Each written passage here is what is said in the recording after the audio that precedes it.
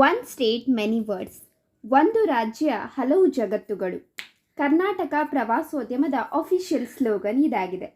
ಕರ್ನಾಟಕ ರಾಜ್ಯವು ಕಲೆ ಮತ್ತು ವಾಸ್ತುಶಿಲ್ಪಕ್ಕೆ ಹೆಸರುವಾಸಿಯಾಗಿದೆ.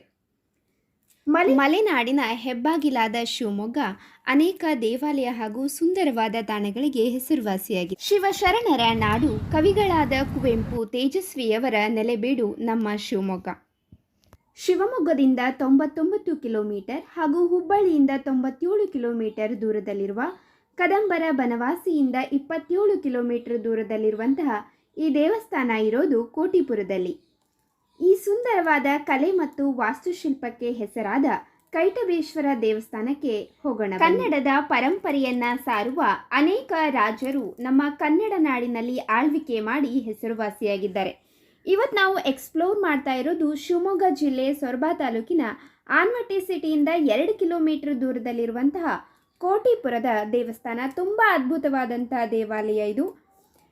ಈ ದೇವಸ್ಥಾನ ಕ್ರಿಸ್ತಶಕ 3 ರಿಂದ 16ನೇ ಶತಮಾನದವರೆಗೆ ಹಲವಾರು ರಾಜವಂಶಗಳ ಆಳ್ವಿಕೆಗೆ ಒಳಪಟ್ಟಿದ್ದು, ಪ್ರಮುಖವಾಗಿ ಬನವಾಸಿಯ ಕದಂಬರು, ಬಾದಾಮಿಯ ಚಾಲುಕ್ಯರು, ರಾಷ್ಟ್ರಕೂಟರು, ಕಲ್ಯಾಣಿಯ ಚಾಲುಕ್ಯರು, ಹೊಯ್ಸಳರು ಮತ್ತು ಕೆಳದಿಯ ನಾಯಕರಿಂದ ಆಳಲ್ಪಟ್ಟಿತ್ತು. ಬನವಾಸಿಯ ಭಾಗಶಃ ಪ್ರದೇಶವು ಹೊಯ್ಸಳರ ಪ್ರಮುಖ ದೊರೆ ವಿನಯಾದಿತ್ಯನ ಆಡಳಿತಕ್ಕೊಳಪಟ್ಟಿತ್ತು. ಶಾಸನದಲ್ಲಿ ಕೋಟೀಶ್ವರನೆಂದು ಕರೆಯಲ್ಪಡುವ ಕೈಟಬೇಶ್ವರ ದೇವಾಲಯವು ಕ್ರಿಸ್ತಶಕ 1100ರಲ್ಲಿ ಹೊಯ್ಸಳ ದೊರೆ ವಿನಯಾದಿತ್ಯನ ಕಾಲದಲ್ಲಿ ನಿರ್ಮಾಣಗೊಂಡಿತ್ತು. ಚಾಲುಕ್ಯ ಶೈಲಿಯನ್ನು ಒಳಗೊಂಡಿರುವಂತಹ ಸ್ತಂಭಗಳು, ಮೂರ್ತಿಗಳು ಕೂಡ ಇಲ್ಲಿವೆ. ತಳವಿನ್ಯಾಸದಲ್ಲಿ ಗರ್ಭಗೃಹ, ಸುಖನಾಸಿ, ತೆರೆದ ಚೌಕಾಕಾರದ ಮುಖಮಂಟಪವಿದೆ. ಉಗ್ರನರಸಿಂಹ, ಗರುಡ, ಕೇಶವ ಇತ್ಯಾದಿ ಮೂರ್ತಿಗಳು ಕೂಡ ಇವೆ. ಸುಖನಾಸಿ ಹಾಗೂ ಗರ್ಭಗೃಹ ದ್ವಾರಗಳು ಹೊಯ್ಸಳರ ವಿಶಿಷ್ಟ ಅಲಂಕರಣ ಶೈಲಿಯಲ್ಲಿದೆ.